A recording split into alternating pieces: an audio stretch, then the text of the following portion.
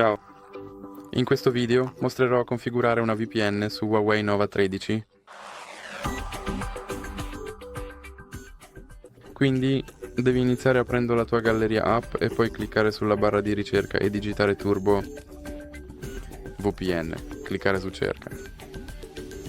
Ora clicca installa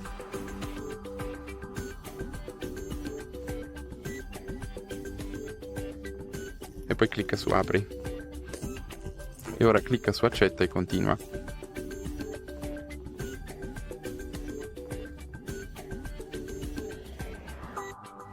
Poi chiudi l'annuncio,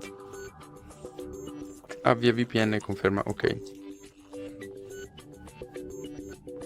Ora chiudi questo annuncio e come puoi vedere sono connesso alla VPN nei Paesi Bassi, quindi questo è tutto per questo video. Se ti è piaciuto ricorda di lasciare un mi piace e iscriverti.